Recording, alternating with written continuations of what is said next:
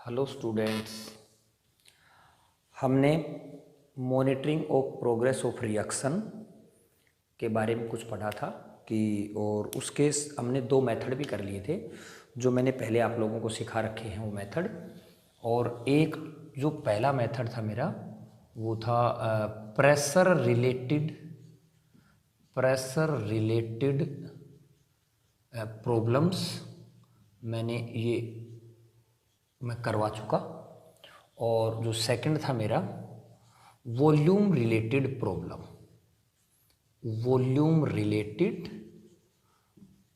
Problems, ठीक है ना। ये दो मेथड मैं करवा चुका। और आज मेरा जो थर्ड मेथड है वो आप लिख लो, रिडोक्स टाइट्रेशन मेथड। तो आज जो हमारा थर्ड जो मेथड है जिसका क्या नाम है, लिखो, रिडोक्स टाइट्रेशन मेथड। देखो, ये आपको पता ही है कि रिडोक्स का क्या मतलब होता है। इसका मतलब होता है रिडक्शन। आपने 11th में भी पढ़ा है कि अगर किसी रिएक्शन में रिडक्शन और ऑक्सीडेशन दोनों होते हैं तो उसको हम रिडोक्स रिएक्शन कहते हैं। तो ये क्या था, ऑक्सीडेशन। ये क्या है, ऑक्सीडेशन। तो रिडोक्स टाइट्रेशन मेथड जो है ये भी हमारा monitoring progress of the reaction का मेथड है। तो इसके अंदर हम क्या करेंगे, एक बार थोड़ा सा इसमें आप नोट कर लो, ठीक है ना। तो लिखो, आप इसके अंदर लिखो, in this method solution of reducing agent is treated with solution of oxidizing agent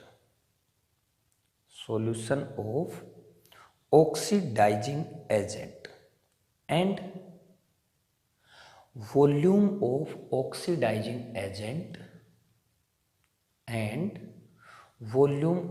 oxidizing agent at different time intervals required for titration will be given in the problem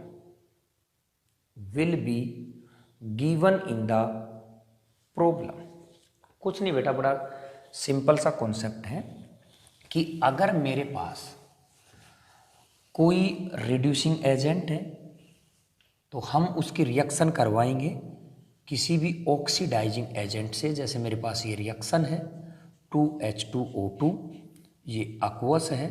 अगर मैं इसका बना देता हूँ क्या, 2H2O, ये लिक्विड, प्लस O2 जो है ये मेरी क्या है, गैस है।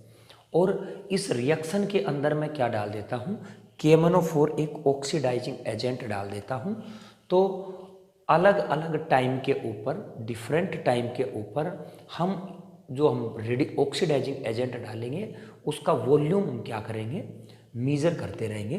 तो इसके नीचे एक लाइन आप और लिख लो लिखो, kinetic of above reaction is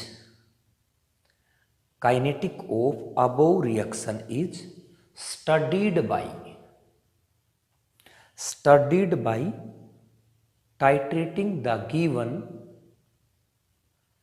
titrating the given reaction mixture with a standard solution of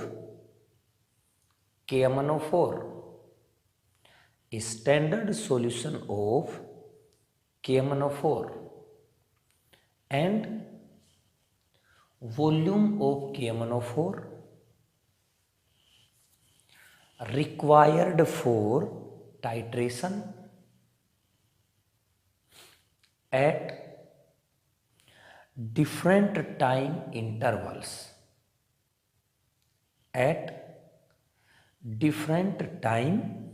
intervals will be given in the problem will be given in the problem. नीचे एक छोटी सी चीज़ और लिख लो साइड में कि V0 क्या होता है और VT क्या होता है। तो पहले V0 लिखो, the volume of KMnO4, the volume of KMnO4 used when time is equal to 0, when time is equal to 0। VT में लिखो, the volume of KMnO4, the volume of KMnO4 used at when time is equal to t। Volume है KMnO4 का जो 0 time पे V0 और time t के ऊपर volume क्या कहलाएगा, हमारा VT कहलाएगा। ठीक है ना। तो इस रिएक्शन में हम, अगर मेरे पास जब टाइम 0 है तो यहाँ पे हम क्या लिखेंगे, A0 कंसंट्रेशन, यहाँ पे कुछ भी नहीं है। When time is equal to T, तो यहाँ पे क्या होगा, A0 माइनस 2x, क्योंकि कोफिशिएंट लगेगा। यहाँ पे क्या होगा 2x और यहाँ पे क्या होगा x होगा। ये हमने हर के अंदर इस तरीके की चीज़ की हुई है। ठीक है ना। दूसरी बात, अगर मुझे इसका रेट कांस्टेंट निकालना होगा, मैंने एक बात आप लोगों को पहले भी बता दी थी कि कोई भी monitoring progress of the reaction के जितने भी क्वेश्चंस होंगे, इनके अंदर सब के अंदर जो हमारी रिएक्शन है ना वो फर्स्ट ऑर्डर होगी, क्योंकि ये जो टॉपिक होता है ना ये केवल और केवल फर्स्ट ऑर्डर के लिए ही होता है। तो मैंने कहा इसका अगर मैं के निकालूंगा तो क्या होगा 1/t log A0 minus 2x। ये मेरे पास क्या है, इसका फॉर्मूला बना दिया हमने इस रिएक्शन का। जो ऊपर रिएक्शन है इसका हमने क्या बना दिया है, फॉर्मूला बना दिया है। और अब हमें x की वैल्यू निकालनी है या A0 माइनस x की वैल्यू निकालनी है, तो इनके लिए हम छोटी छोटी बातें करेंगे। तो सबसे पहले हम इक्विवेलेंट का फॉर्मूला लिखेंगे, जो हमने पहले भी बता रखा है कि भाई इक्विवेलेंट्स जो है ना वो क्या होता है। इक्विवेलेंट्स लिख लो, n फैक्टर इनटू मोल्स, या हमने 11वीं में भी आप लोगों को खूब बताया है, n फैक्टर इनटू मोल्स। ये क्या होता है, इसका फॉर्मूला होता है किसका, नंबर ऑफ इक्विवेलेंट का।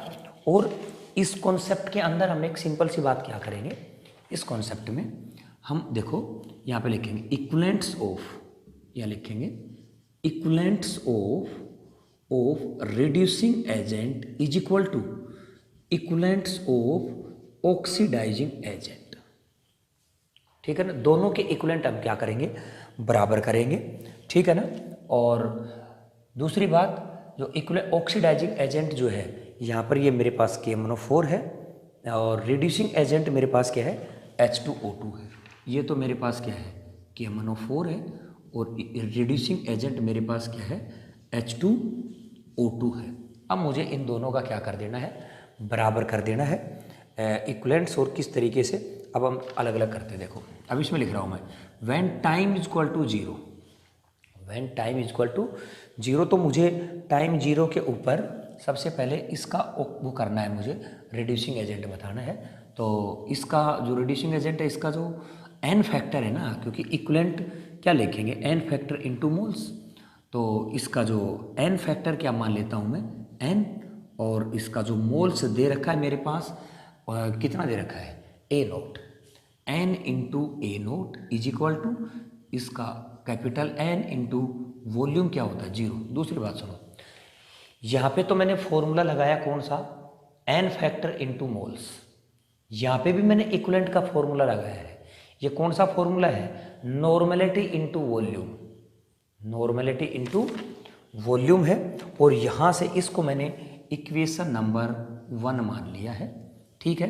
When time is equal to T, कि जब मेरे पास टाइम t है तो मेरे पास ये कंसंट्रेशन होगी, तो इस ऑक्सीडाइजिंग की कंसंट्रेशन n इंटू यहाँ पे A0 minus 2x is equal to इसकी क्या हो गई normality into VT।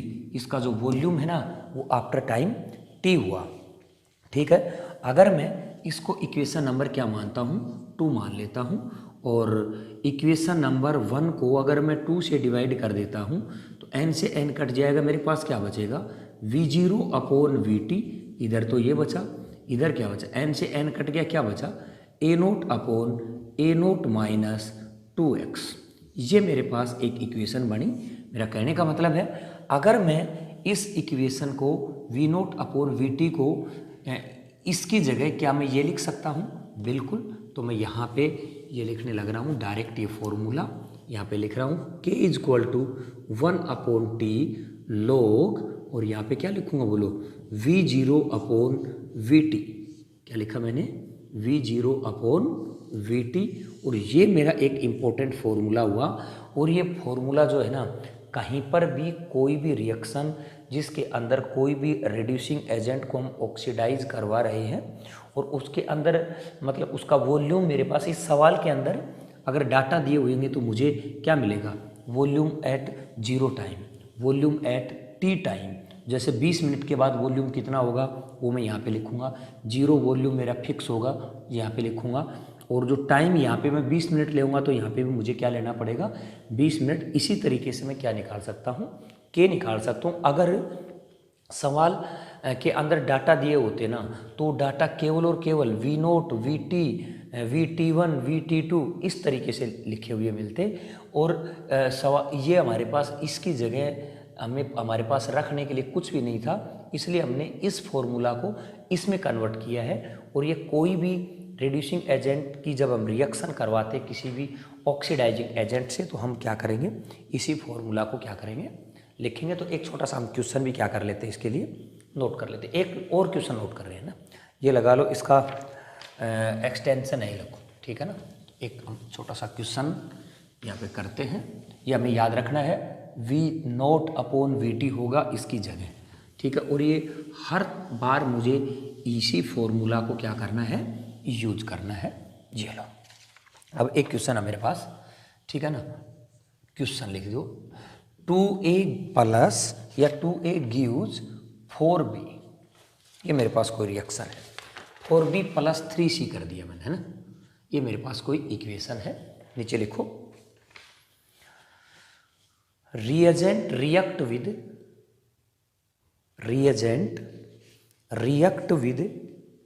A, B and C, A, B and C, and their n factors are, n factor दे दिए गए हैं, and their n factors are in the ratio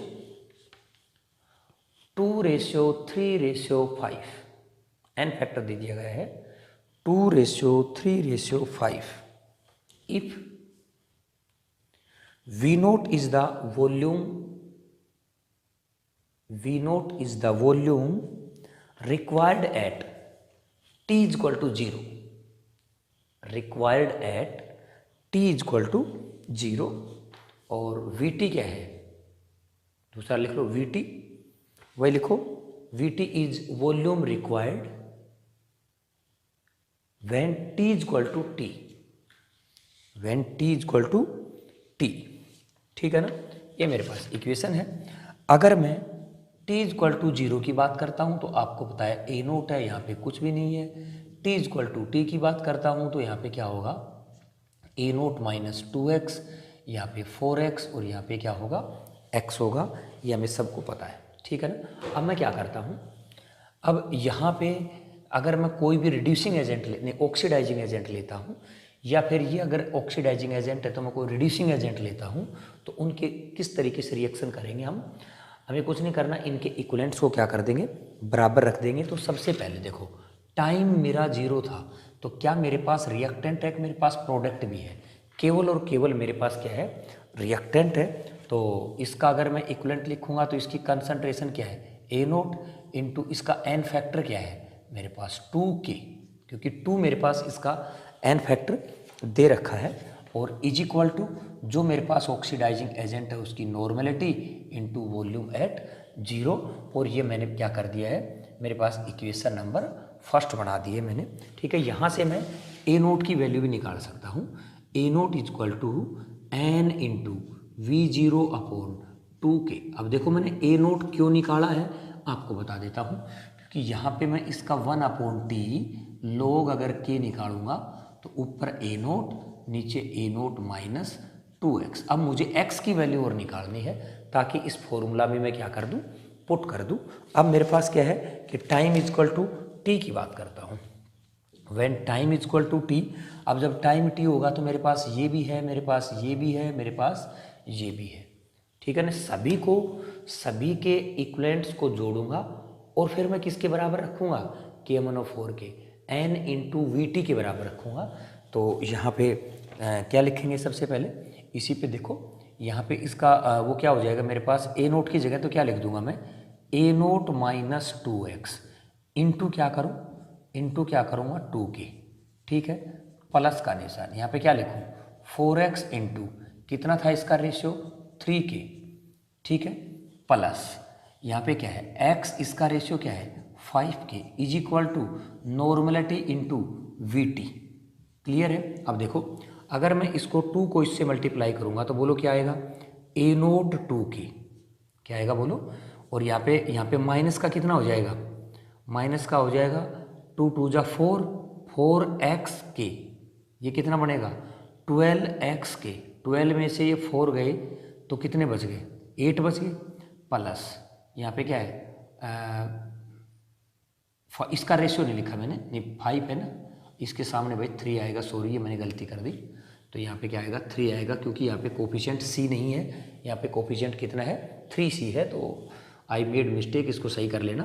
तो ये कितना हो जाएगा मेरे पास 15 और ये कितना हो जाएगा 8, टोटल ये देखो टोटल 12 तो ये हो गए और 15 ये हो गए, 27 में से 4 घटा ली तो मेरे पास कितने बच गए 23x k is equal to n into V T.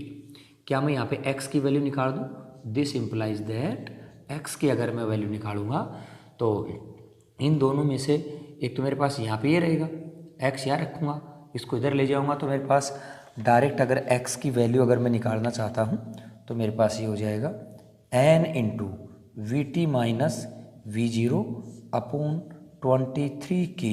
ये मेरे पास किसकी वैल्यू आ गई है, x की वैल्यू आ गई है, ठीक है ना। अब ये n जो ये मैंने लिखा है x की वैल्यू, उसके बाद में देखो अगर मुझे, अब मैं यहाँ पे लिख देता हूँ, अगर मुझे ये लिखना है इसी फॉर्मूला के अंदर इसको पुट करना है तो ए नोट की वैल्यू मेरे पास है, ए नोट की मेरे पास है, x की वैल्यू मेरे पास है, तो देखो क्या बना k is equal to 1/t, यहाँ पे लोग ए नोट की वैल्यू बोलो क्या है, ये है n into V nought upon 2k, ये क्या है ए नोट है, नीचे क्या है n into V nought upon 2k minus 2 into ये टोटल x की वैल्यू है ना, तो x की वैल्यू क्या है मेरे पास n into V T minus V infinity upon 23k हो गया मेरे पास, ये लो। और यहाँ पे मैंने k की वैल्यू, इस सारे को मैंने क्या कर देता हूँ, अगर सोल्व करता हूँ तो मेरे पास ये आ जाएगा टोटल 1/t, यहाँ पे लोग 23v0 upon 27v0 minus 4vt, ठीक है ना, 4vt। ये मेरे पास क्या आ गया, एक वेरी इंपॉर्टेंट फॉर्मूला बन गया। इसी के लिए अगर इस रिएक्शन को हमने थोड़ा बहुत क्या कर दिया है, अगर चेंज कर दिया है तो इसके कोफिशिएंट लगा दिए हैं तो ये हमारे पास क्या आ गया है, फॉर्मूला बन जाता है। इस तरीके से हम किसी का भी हम फॉर्मूला निकाल सकते हैं, ठीक है ना। और उससे जो नेक्स्ट मेथड हमारा वो कौन सा है, फोर्थ मेथड, वो लिखो एसिड बेस टाइट्रेशन मेथड। क्या है, एसिड बेस टाइट्रेशन मेथड, ठीक है ना। तो ये फोर्थ मेथड जो हमारा लिख लिया, एसिड बेस टाइट्रेशन मेथड। अब देखो कभी इसके अंदर आप लोगों को यूँ लग रहा हो कि सर यहाँ पे इस इक्वेशन के अंदर ये वी टी माइनस ये वी नोट कहाँ पे आ गया, यहाँ पे नहीं है।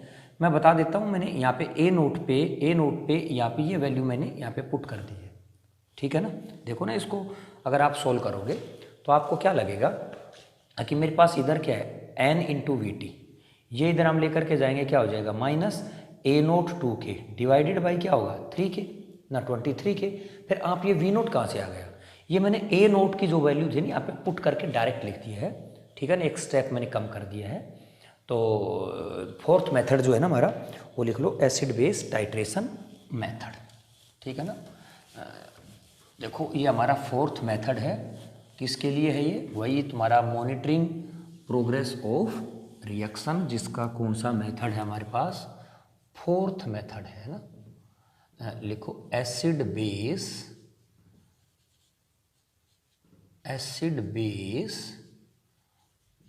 टाइट्रेशन मेथड, बड़ा सिंपल मेथड है, ठीक है ना। और इस एसिड बेस टाइट्रेशन मेथड के अंदर कुछ नहीं करना, जैसे आपने equivalent of oxidising agent is equal to equivalent of reducing agent किया है, उसकी जगह equivalent of acid is equal to equivalent of base कर देंगे, और बाकी उसी की तरह से है। और ये बड़ा स्पेशली यूज किया जाता है मेथड, तो आप इसके अंदर ये भी लिख लो, it is specially used for hydrolysis of ester,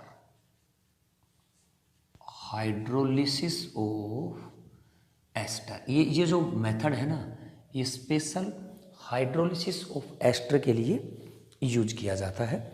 और जैसे मैं एक एग्जांपल हमारा यहाँ पे ये लिख देता हूँ, CH3 COO C2H5, अगर मैं इसका हाइड्रोलिसिस करता हूँ in the presence of acid, तो यहाँ पे मेरे पास CH3 COOH प्लस C2H5OH, ये एक हाइड्रोलिसिस ऑफ एस्टर है।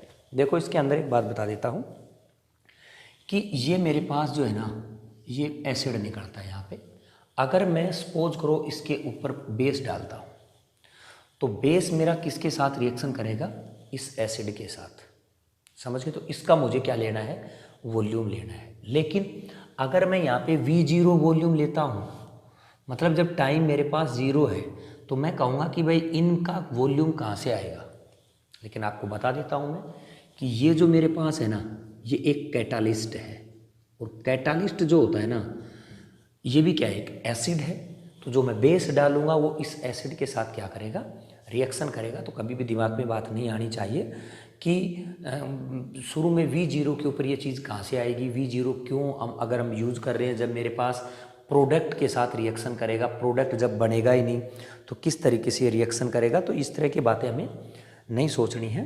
तो क्योंकि यहाँ पे ये प्रोडक्ट जो है ना बाद में बनता है, बात सही है कि मुझे इसका V0 नहीं लेना चाहिए था, लेकिन यहाँ पे ये कैटलिस्ट है और इसकी concentration through out the reaction कभी चेंज नहीं होती है, इसलिए मैं यहाँ पे V0 लेता हूँ। तो यहाँ पे अगर मैं इसकी रिएक्शन लिखता हूँ T=0, A नोट बोलो, यहाँ पे कुछ नहीं, व्हेन T=T बोलो, क्या लिखूंगा, A नोट माइनस एक्स, यहाँ पे लिखूंगा x, यहाँ पे लिखूंगा x, समझे कि नहीं। अब यहाँ पे मुझे T=∞ लेना पड़ेगा, तो यहाँ पे क्या लिखूंगा मैं, A नोट, यहाँ पे क्या लिखूंगा, A नोट। अब ये क्वेश्चन एक और अराइज हो गया यहाँ पे कि जब मैंने ऑक्सीडाइजिंग एजेंट के साथ रिएक्शन करवाई, रिड्यूसिंग एजेंट की, तब मैंने T=∞ नहीं लिया। क्यों नहीं लिया, क्योंकि मेरा रिएक्टेंट जो था ना उसी के साथ रिएक्शन करने लग रहा था, क्या, KMnO4। तो हम T=∞ तक नहीं जा सकते। यहाँ पे ठीक है, प्रोडक्ट के साथ में क्या करने लग रहा है, रिएक्शन, इसलिए मुझे क्या इसका T जो है ना इन्फिनिटी तक लेकर के जाना पड़ता है। तो यहाँ पे इसका हमने क्या लिया, T∞। और उसके बाद में क्या कर लो, आप लिख लो काइनेटिक, इसके नीचे लिखो kinetic of the above reaction, kinetic of the above reaction is studied by titrating the given reaction mixture, titrating the given reaction mixture with a standard solution, with a standard solution of base and volume of base required for titration at different time interval will be given in the problem, will be given in the problem। ठीक है ना। नीचे एक छोटी सी line और लिख लो, ये लिख लो V0, आगे लिखो, पता है तुम्हें, पहले भी लिखा है मैंने, volume of base required for titration, volume for base of base required for titration at T is equal to 0, T is equal to 0, VT लिख लो, वही बात, volume of base required in titration at T is equal to T, T is equal to T, V infinity लिख लो, volume of base required for titration at T is equal to infinity, at T is equal to infinity।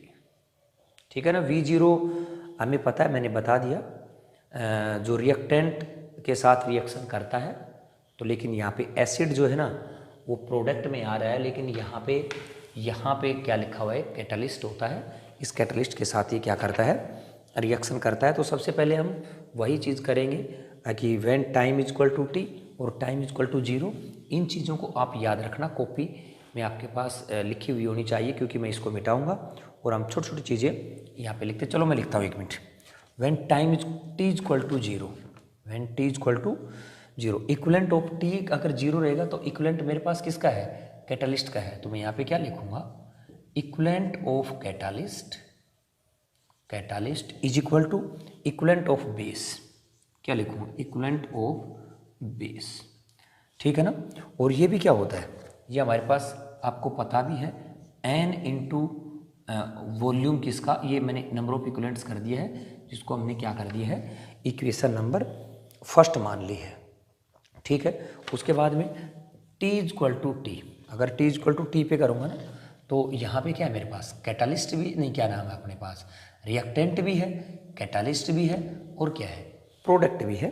तो यहाँ पे मैं लिखूँगा T is equal to 2, equivalent of catalyst, equivalent of catalyst plus equivalent of CH3COOH, एक तो ये भी है और ये भी है, इज इक्वल टू, यहाँ पे इक्वलेंट ऑफ क्या होगा, इक्वलेंट ऑफ बेस, क्या होगा बोलो, इक्वलेंट ऑफ बेस।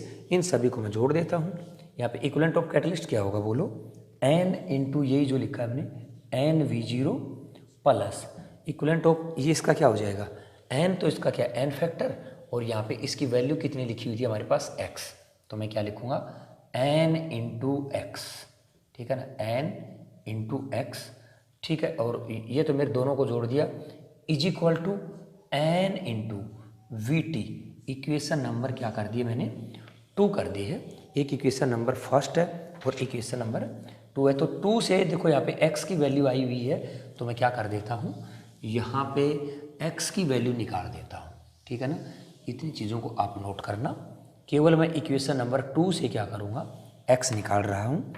तो यहाँ पे निकाला मैंने, x is equal to n into VT minus V0 upon क्या आ जाएगा n, ये हमने क्या निकाल दिया है, यहाँ पे x निकाल दिया है। तो आपको पता है कि कोई भी रिएक्शन होती है उसके लिए मुझे 2 चीज़ें निकालनी है, एक तो A0 और एक x, क्योंकि फर्स्ट ऑर्डर रिएक्शन है, सभी की k की वैल्यू क्या होती है 1/t और log ln A0 upon A0 minus x होता है।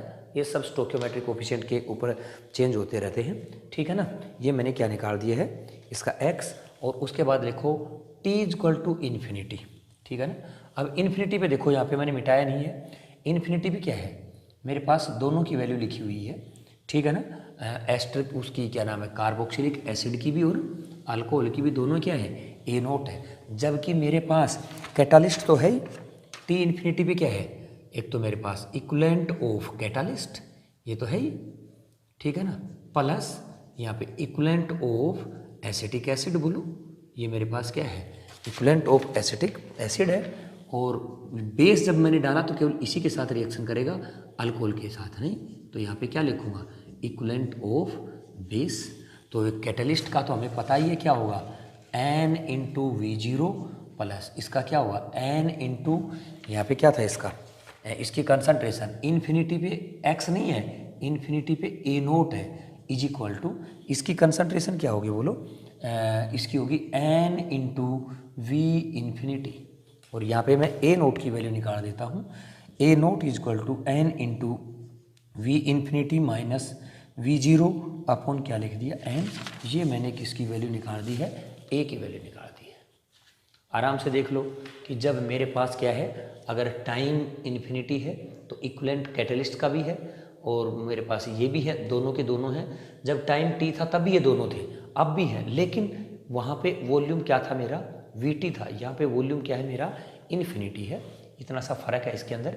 और मुझे पता है अगर मैं इसकी इक्वेशन लिखता हूँ या इसका k लिखता हूँ तो 1/t log A nought upon A nought minus x. क्या मेरे पास दोनों की वैल्यू दे रखी है, बिल्कुल दे रखी है।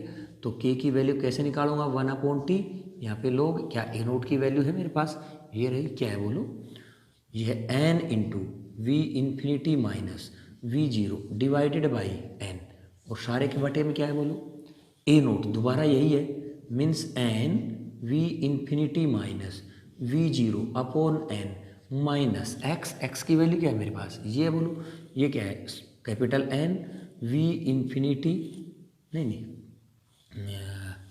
कहाँ पे है मेरे पास, x की वैल्यू ये है we T minus V zero upon क्या है n, ठीक है ना। इसको मैं क्या कर लेता हूँ सोल्व, तो मेरे पास k की वैल्यू क्या आई 1/t, n से तो क्या कट गया, यहाँ पे भी n हम कॉमन ले लेंगे, ठीक है ना, तो ये कट जाएगा हमारे पास। और जो हमारे पास जो वैल्यू आई इसकी, और वो क्या आई वैल्यू, v इन्फिनिटी, यहाँ पे लिख रहा हूँ v infinity minus V zero, नीचे क्या है v infinity minus V T, ये मेरे पास क्या आई, k की वैल्यू आई, ठीक है ना। और लेकिन ये जो k की वैल्यू है ये किसके लिए है, एसिड बेस टाइट्रेशन के लिए है। और इस तरह के क्वेश्चन में क्या होगा कि मुझे पता है कि फर्स्ट ऑर्डर रिएक्शन है, लेकिन ए नोट और ए नोट माइनस एक्स की वैल्यू नहीं मिलेगी हमें। हमें क्या लिखा होगा कि वॉल्यूम इन्फिनिटी पे कितना है, वॉल्यूम जीरो पे कितना है, वॉल्यूम अलग अलग टाइम इंटरवल्स पे कितना कितना दिया हुआ है। तो किसी भी टाइम के ऊपर k की वैल्यू पूछी जाए, या फिर हमें ये पता करना हो कि भाई ये फर्स्ट ऑर्डर है कि नहीं है, वैसे मैंने कहा सारी की सारी फर्स्ट ऑर्डर ही होती हैं, तो हम अगर 2 का k निकालेंगे तो वो भी क्या आएगा, सेम आएगा, ठीक है ना। तो ये हमारा, इसके ऊपर हम एक छोटा सा क्वेश्चन कर लेते हैं, और लिखो, सिंपल सा है, तो एक क्वेश्चन लिख लो कि what should be the relation between, अगला जो क्वेश्चन इसी के बिहाफ पे क्वेश्चन हमारा, what should be the relation between, छोटा ही है यहीं कर दूंगा मैं, relation between V zero V T and V infinity. मुझे रिलेशन निकालना है किसमें, वी इन्फिनिटी वी टी और वी जीरो में। कब निकालना है, if 50% of the ester is, if 50% of the ester is hydrolysed, कि जब निकालना है कि जब 50% एस्टर जो है ना वो हाइड्रोलाइज्ड हो जाए, उस समय हमें इन तीनों के अंदर क्या निकालना है, रिलेशन निकालना है। किस किस के बीच रिलेशन निकालना है मुझे, V zero comma V infinity comma V T, इन तीनों के बीच क्या निकालना है मुझे, रिलेशन। देखो k is equal to 1/t log A nought upon A nought minus X. आपको पता है जब t को अगर मैं t हाफ करूँगा तो x की वैल्यू क्या हो जाएगी, ए नोट बाई टू, ये सब चीज़ें हमने कर रखी हैं। तो मेरे पास यहाँ पे k की वैल्यू क्या आई 1/t log ऊपर ए नोट और नीचे ए नोट माइनस टू, यहाँ पे क्या हो जाएगा log 2, यहाँ पे क्या हो जाएगा k is equal to 1/t, यहाँ पे log, और ये हो जाएगा ऊपर ए नोट और नीचे भी क्या हो जाएगा A naught by two, A naught से ए नोट कैंसिल, यहाँ पे क्या हो जाएगा log 2 हो जाएगा। समझिए मेरी बात।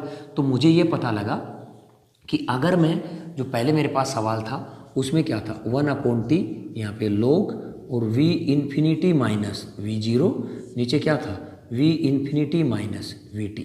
अब इनकी जगह क्या लिखा है मैंने, केवल 2 लिखना है, तो मैं यहाँ पे 2 लिख दूंगा।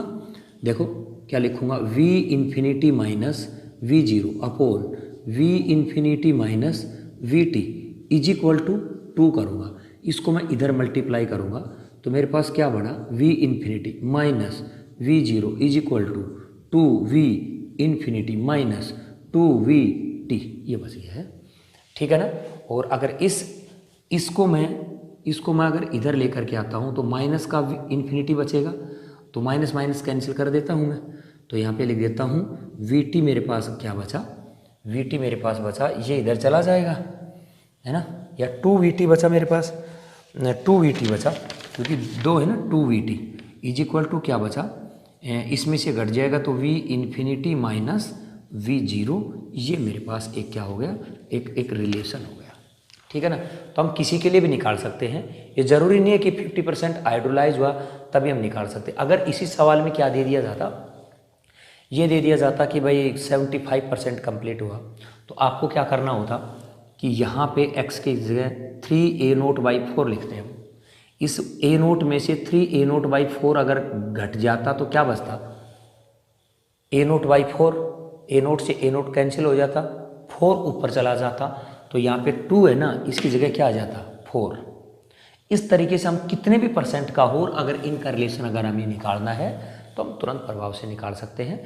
ये सारे के सारे बोर्ड लायक क्वेश्चन नहीं है, सब कंपटीशन के क्वेश्चंस हैं। ये जो पूरी मॉनिटरिंग का जो है ना, सारा का सारा किसका है, कंपटीशन का। मेरा कहने का मतलब है कि ये मैंने आपको 50% के हिसाब से बताया है, तो ज़रूरी नहीं है कि 50% या अगर कोई पूछ ले क्वेश्चन तो मैंने आपको तरीका बता दिया है, चाहे 50% हो, 75% हो, 87.5% हो, 30% हो, कुछ भी हो, हम हर सवाल को क्या कर सकते हैं, सोल्व कर सकते हैं। उसके बाद में हमारा जो नेक्स्ट जो टॉपिक नहीं, ये मेथड है, 5th मेथड, जिसका क्या नाम है, ऑप्टिकल रोटेशन मेथड, ठीक है ना।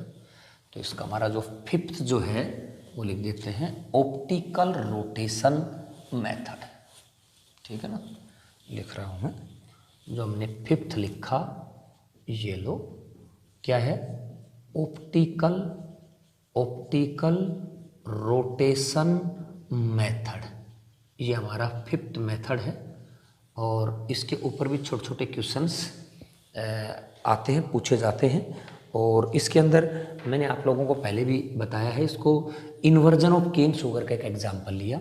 ये सुक्रोज होता है C12H22O11, अगर आप इसका हाइड्रोलिसिस करते हो, ये मेरे पास क्या होता है, सुक्रोज होता है। अगर मैं इसका एंगल ऑफ रोटेशन अल्फा 1 मान लेता हूँ, जो किसका होता है, प्लस का होता है, क्योंकि ये जो है ना, ये मेरे पास डेक्स्ट्रो रोटेटरी होता है, डेक्स्ट्रो रोटेटरी होता है। ये क्या मतलब होता है डेक्स्ट्रो रोटेटरी, ये इसकी ऑप्टिकल एक्टिविटी है। अगर सुक्रोज को हम पोलरीमीटर के अंदर डालेंगे, पोलरीमीटर की जो ट्यूब होती है इस तरीके से 9 सेंटीमीटर की, उसमें डालेंगे ना, तो इसका जो angle of rotation right side में जाएगा, ठीक है ना। तो अगर ये राइट साइड में अगर रोटेट करता है ना, तो इसको हम डेक्स्ट्रो रोटेटरी बोलते हैं। अगर ये लेफ्ट साइड में करता तो क्या बोलते हैं, लीवो रोटेटरी। अगर ये रोटेट ही नहीं करता तो क्या होता, ऑप्टिकली इनएक्टिव। समझ गए मेरी बात। या फिर हम ये भी कह सकते हैं कि अगर इसका जो सॉल्यूशन है, इसके अंदर में अगर पीपीएल लाइन पास करता हूँ, प्लेन पोलराइज्ड लाइन पास कर देता हूँ, तो उस लाइन को ये क्या कर देगा, रोटेट कर देगा, तो ये ऑप्टिकली एक्टिव है। रोटेट नहीं करेगा तो ऑप्टिकली इनएक्टिव है। अगर रोटेट करता है तो कौन सी साइड करता है, अगर ये राइट साइड करता है तो ये डेक्स्ट्रो रोटेटरी है, अगर ये लेफ्ट साइड करता है तो ये लीवो रोटेटरी है। इसलिए जो सुक्रोज होता है ना, वो राइट साइड इसको रोटेट करता है, तो ये क्या होता है हमारे पास, डेक्स्ट्रो रोटेटरी होता है। इसके अंदर जो ही हमने एसिड डाला तो यहाँ में हमारे पास C6H12O6 जो एक ग्लूकोज बना, ठीक है ना, और दूसरा भी क्या बना, C6H12O6, इसका नाम क्या है, फ्रक्टोज। ये आपको मेडिकल वाले बच्चों को तो पता होगा, नॉन मेडिकल वाले सोचते होंगे कि जी ग्लूकोज और फ्रक्टोज दोनों का फॉर्मूला एक जैसा है। बायोमोलिक्यूल्स में हम खूब अच्छे से डिस्कस करेंगे। ये दोनों के दोनों आइसोमर्स हैं एक दूसरे के, दोनों में फ़र्क है बहुत। तो यहाँ पे जो है ना, ये डेक्स्ट्रो होता है, ठीक है, और ये मेरे पास क्या होता है, लीवो रोटेटरी होता है, इसलिए इसका एंगल मैं अल्फा 2 प्लस का ले लेता हूँ। जो राइट साइड की तरफ रोटेट करता है उसको प्लस के सिंबल से हम डिनोट कर देते हैं, और जो लेफ्ट साइड में होता है ना उसको माइनस से। तो यहाँ पे मैंने क्या लिख दिया, अल्फा 3। और सुनो, अगर इसका एंगल ऑफ रोटेशन की बात करते हैं तो इसका 19 पॉइंट समथिंग होता है, इसका जो है ना इसका बहुत ज़्यादा होता है, 92 माइनस में चला जाता है। तो इसको हम इन्वर्जन ऑफ केन शुगर भी कहते हैं। इस कॉन्सेप्ट को, इसको हम क्या बोलते हैं, इन्वर्जन ऑफ केन शुगर। क्यों कहते हैं, इसलिए कहते हैं, मेरी बात सुनो, कि खुद जो शुगर है ना, सुक्रोज जो है ना, ये डेक्स्ट्रो है, और मेजर जो प्रोडक्ट बनता है ना, मतलब जो ज़्यादा रोटेशन वाला होता है ना लेफ्ट साइड में, वो क्या होता है, लीवो होता है। तो अगर कोई कंपाउंड खुद डेक्स्ट्रो रोटेटरी हो और उसका हाइड्रोलिसिस करने के बाद वो क्या बन जाता हो, लीवो रोटेटरी, मतलब लेफ्ट साइड की तरफ ज़्यादा रोटेट करता होगा, तो मेजर यही हुआ ना। ये क्या है कि जो ग्लूकोज है ना, ये राइट साइड की तरफ कम रोटेट करता है, लेकिन फ्रक्टोज जो है ना, ये लेफ्ट साइड में बहुत ज़्यादा रोटेट करता है। तो इसलिए क्या है कि इसका इन्वर्जन हो गया, उल्टा हो गया ये, इसलिए इसको क्या बोल देते हैं, इन्वर्जन ऑफ केन शुगर बोल देते हैं। तो अगर मैं इसी इक्वेशन की बात करता हूँ, जब टाइम 0 है तो यहाँ पे क्या लिखूँगा, बोलो ए नोट। यहाँ पे मुझे कुछ लिखने की ज़रूरत नहीं है। अगर टाइम मेरे पास टी है तो बोलो ए नोट माइनस एक्स, यहाँ पे क्या लिखूँगा, एक्स, और यहाँ पे क्या लिखूँगा, एक्स लिख दूँगा। अगर मेरे पास टाइम इन्फिनिटी है, सेम केस है यहाँ पे भी एसिड का, तो यहाँ पे क्या बचेगा, कुछ नहीं, यहाँ पे क्या बचेगा, ए नोट, और यहाँ पर भी क्या बचेगा, ए नोट, बस सेम का सेम पहले जैसा ही है। और उसके बाद में हमें इसके नीचे 1-2 लाइन लिख लो आप, छोटी छोटी लिखो, kinetic of above reaction is studied by passing PPL का मतलब क्या होता है, plane polarised light through the reaction mixture at different time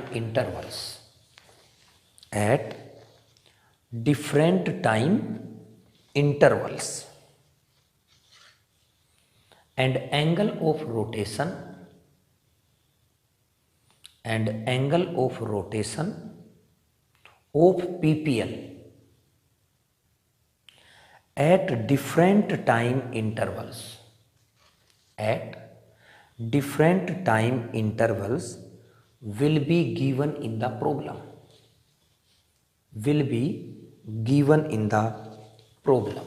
ये चीज़ें याद ही रखना, क्योंकि मैं इसको मिटाने लग रहा हूँ, आप लोगों ने इसको नोट कर लिया है, तो उसके बाद में मैं छोटी छोटी चीज़ें जो है ना आपको बताने लग रहा हूँ। सबसे पहले लिख लो आप आर नोट, इसका मतलब क्या होता है, एंगल ऑफ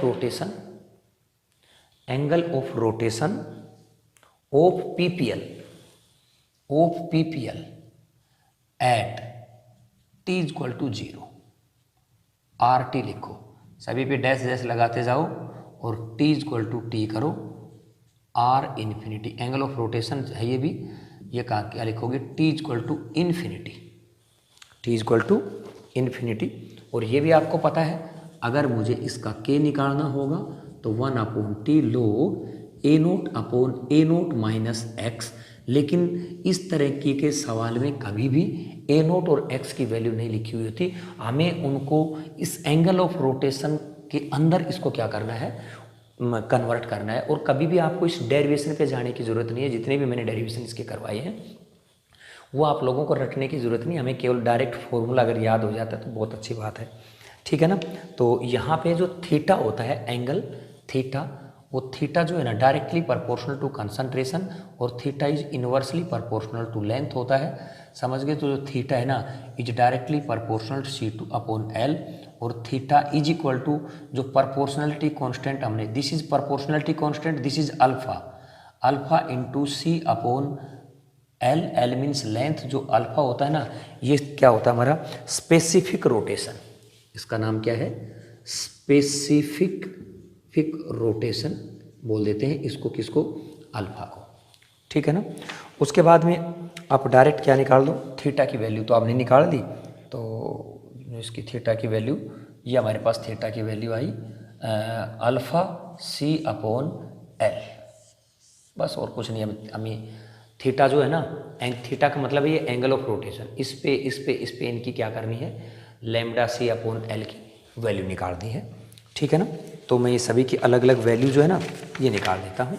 देखो अगर मैं यहाँ से चलता हूँ, ठीक है, और देखो यहाँ पे लिख रहा हूँ मैं when T is equal to 0, तो आर 0, इसकी जगह आर 0 लिखोगे, इसका क्या लिखोगे, is equal to alpha 1, concentration क्या है अल्फा 1 की, ए नोट, ये कहाँ से लेकर के आया मैं, देखो जब टाइम 0 था तो थीटा की जगह क्या लिखा मैंने, इस थीटा की जगह क्या लिखा 0, अल्फा की जगह क्या लिखा, देखो सुक्रोज के अंदर क्या लिखा था अल्फा 1, उसकी कंसंट्रेशन क्या लिखी हुई है मेरे पास थीटा, और इसकी क्या लिखी है मैंने एल लिखी है। कब, जब टाइम 0 था तो केवल और केवल सुक्रोज था मेरे पास, बाकी चीज़ें नहीं बनी थी। क्लियर है बात। उसके बाद अगर मेरे पास ये इक्वेशन नंबर मैंने फर्स्ट कर दी, अगर मेरे पास time is equal to T है तो यहाँ पे क्या आ जाएगा बोलो आर टी, लेकिन जब टाइम टी था तो मेरे पास सुक्रोज भी था, मेरे पास फ्रक्टोज भी था, मेरे पास ग्लूकोज भी था, तो मुझे तीनों को जोड़ना पड़ेगा और तीनों की कंसंट्रेशन से मुझे क्या करना है, गुणा। तो देखो सुक्रोज की अल्फा क्या है, ये यूँ का यूँ अल्फा, और यहाँ पे क्या लिखूँ, उसकी कंसंट्रेशन क्या थी, ए नोट माइनस एक्स थी, टाइम टी के ऊपर देखना, अपॉन एल प्लस, यहाँ पे दूसरा क्या था अल्फा 2, और कंसंट्रेशन अगर देखा जाए तो क्या थी एक्स, और नीचे क्या है एल प्लस, ये प्लस का था अल्फा, और यहाँ पे माइनस अल्फा 3, और यहाँ पे एक्स अपॉन क्या है एल, और ये दोनों के दोनों किसके थे, प्लस के थे। मेरे हिसाब से ये समझ में आ गया, प्लस लगाने की ज़रूरत भी नहीं है, ठीक है ना, ये लगा दिया मैंने। और यहाँ पे जो आपने ये अल्फा है ना, ये इसको थोड़ा सा अलग से लगा दिया है, इक्वेशन नंबर क्या बना दी मैंने 2 बना दी है, ठीक है ना।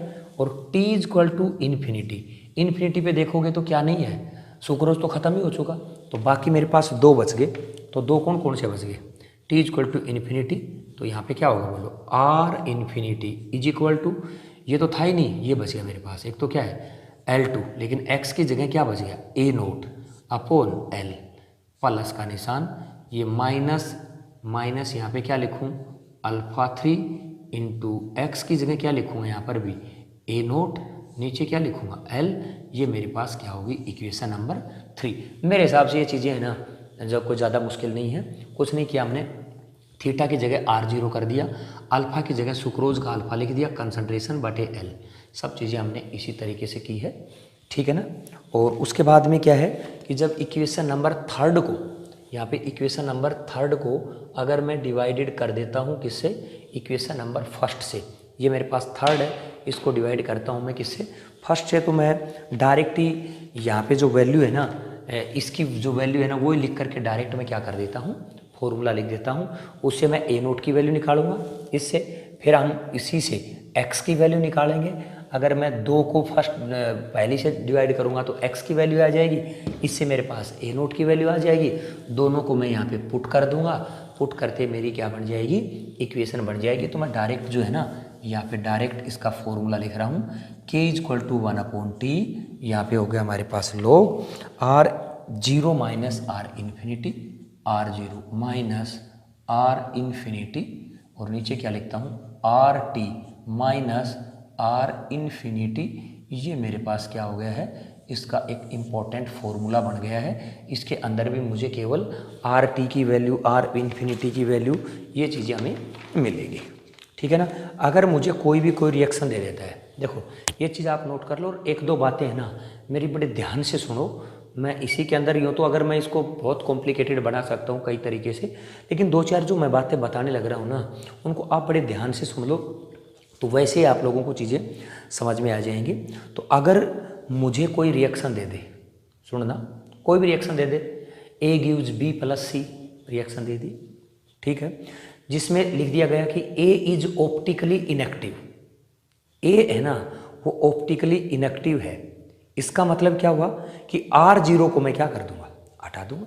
अगर मैं R0 को गायब कर दूंगा तो यहाँ पे मेरे पास इक्वेशन क्या बने, अगर R0 को यहाँ पे गायब कर देता हूँ तो मेरे पास क्या बना, K = 1/T, ऊपर माइनस का बचेगा ये, तो यहाँ पे क्या लिख देता हूँ मैं, R∞, नीचे लिख देता हूँ R∞ और -RT।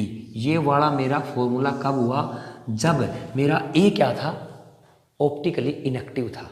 मतलब मैंने A ऑप्टिकली इनएक्टिव था तो उसके अंदर मैंने R0 को क्या कर दिया है, गायब कर दिया है। अगर इससे पहले मैंने वॉल्यूम का एक क्वेश्चन बताया आपको, ये वाला एसिड बेस वाला, ठीक है ना, जिसके अंदर एसिड बेस के अंदर वो लिखा है तुम्हारा V0 - V∞/VT - V∞, ऐसे कुछ लिखा हुआ है, ठीक है ना। तो अगर ये क्वेश्चन बोला जाए कि रिएक्टेंट ऑप्टिकली इनएक्टिव है, अगर रिएक्टेंट ऑप्टिकली इनएक्टिव है इसका क्या मतलब हुआ, तो कि इसका मतलब ये हुआ कि R∞ नहीं बनेगा। R∞ को क्या कर दो आप, गायब, या V∞ को गायब कर दो। अगर मैं उसके केस की बात करने लग रहा हूँ, एसिड बेस की केस की बात कर रहा हूँ, देखो अगर मैं एसिड बेस के केस की बात कर रहा हूँ तो मेरे पास के क्या था, 1/T, यहाँ पे क्या था बोलो, V∞ माइनस क्या, V0 - V∞, और नीचे था V0 - VT, इस तरीके से था जो भी था, ठीक है ना, ऐसे ही था। तो इसमें क्या करना है मुझे, V∞ को क्या कर देंगे हम, यहाँ से गायब कर देंगे, ठीक है ना, VT/, नहीं यहाँ पे क्या था, VT - V∞, ठीक है। तो V∞ को क्या कर देंगे हम, गायब, तो मेरे पास जो इक्वेशन बनेगा ये बन जाएगा, यहाँ पे लिखा V0/VT। ये मेरे पास क्वेश्चन कब है, जब मेरा रिएक्टेंट क्या है, ऑप्टिकली इनएक्टिव है। मेरा कहने का मतलब इसी के ऊपर कई सवाल बन सकते हैं छोटे छोटे, ठीक है ना। तो इसी के ऊपर किस तरीके से सवाल बनेंगे, अगर जैसे मेरे पास मैंने बताया आप लोगों को एक दो छोटे छोटे एग्जाम्पल हैं, ये मैंने अलग के लिए नोट करके बताया आपको, ये अलग के लिए नोट करके बताया है। ये किसके लिए बताया था मैंने, माना कि कोई भी रिएक्शन है, A gives B + C + D जो भी है, तो कहा जाए कि मेरा जो A है ना वो ऑप्टिकली इनएक्टिव है, ठीक है ना। तो मुझे यहाँ पे R0 को मैंने क्या कर दिया था, हटा दिया था। कोई कहे कि मेरा रिएक्टेंट ही क्या है, ऑप्टिकली इनएक्टिव है, तो मैंने क्या कर दिया, यहाँ से V∞ जो है ना वो घटा दिया है। तो क्योंकि मेरा V∞ नहीं आएगा जब मेरा रिएक्टेंट ऑप्टिकली इनएक्टिव है, तो उसको मैंने हटा करके यहाँ पे क्या किया है, एक क्वेश्चन कर दिया है। और इसके बाद में जो है ना, ये मेरा जो हम factors affecting the rate of reaction पढ़ाने लग रहे थे, उसके अंदर मेरे 2 फैक्टर्स कंप्लीट हुए हैं। ये मेरा जो दूसरा फैक्टर्स था किसका, कंसंट्रेशन का, वो मेरा कंप्लीट हो चुका है। अब मुझे इफ़ेक्ट ऑफ टेम्परेचर करवाना है, और जो इफ़ेक्ट ऑफ टेम्परेचर है ये हम आपको नेक्स्ट लेक्चर में करवाएंगे, ठीक है ना। तब तक के लिए थैंक यू।